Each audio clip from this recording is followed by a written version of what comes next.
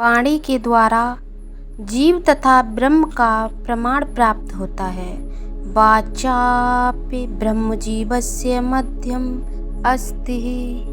वाचाप वाणी से जीव ब्रह्म से यानी ब्रह्म जीव का व्याख्या में कर्मकांड के सूत्र में 17 में समझा रहे हैं। इस सूत्र में वाणी का प्रतिपादन किया गया है कि वाणी का रहस्य क्या है।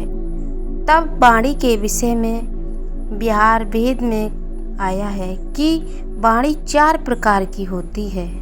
वैखरी, मध्यमा, पश्यंती, परा आदि 4 वाणियों का प्रतिपादन है। वैखरी वाणी वह वाणी है जिसमें मुख से निकले हुए वर्ण शब्द बिखर जाते हैं, वह वैखरी वाणी कहलाती है। जैसे जब कोई व्यक्ति किसी दूसरे को जो दूर स्थान पर है पर उसे नेत्रों से दिखाई दे रहा है, जोर से चीख कर उसे बुलाता है, वह वैखरी वाणी का ही माध्यम है। और दूसरी वाणी मध्यमा, जिसमें अन्य बातचीत की जाती है, वह मध्यमा वाणी है। पश्यंती वाणी वह वाणी है जिसमें ना होठ चलते हैं और ना जीभ, ऐसी वाणी पश्यंत वाणी कहलाती है।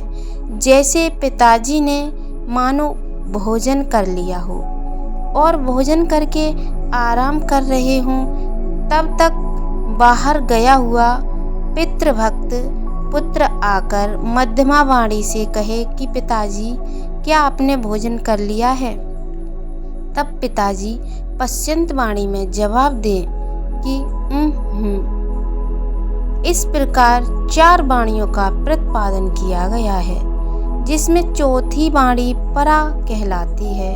परा वाणी वह है जो पश्यंत वाणी से भी सूक्ष्म है, जो आने जाने वाली श्वास में प्राण द्वारा प्रकट होती है। उदाहरणार्थ श्वास का पूरी नाभि तक ले जाने से तथा पूरी श्वास को बाहर फेंक दें। इसे लेने और फेंकने के बीच में जो ध्वन्यात्मक शब्द सुनाई देता है, वह परा वाणी का ही शब्द है।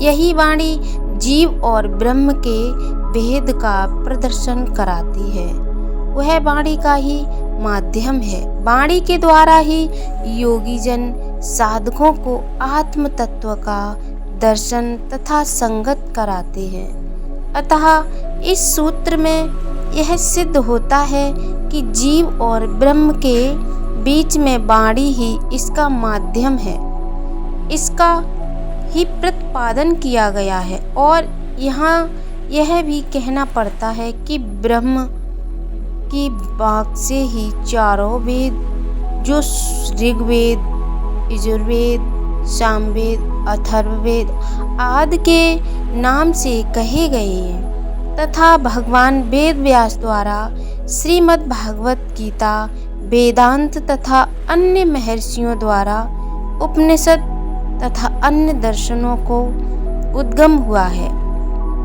यह सब ब्रह्म जीव के भेद का ही हेतु है, क्योंकि वाणी द्वारा ही जीव ब्रह्म को सारी भेद क्रिया स्वरूप तथा अन्य भाषाएं उत्पन्न होकर संपन्नता में आई हैं। वाणी से ही शिक्षा, दीक्षा आदि का प्रमाण वाणी में ही दिखाया एवं सुनाया जाता है। यहाँ कहना पड़ जाता है कि वाणी ही सब व्यवहारों का माध्यम रूप है।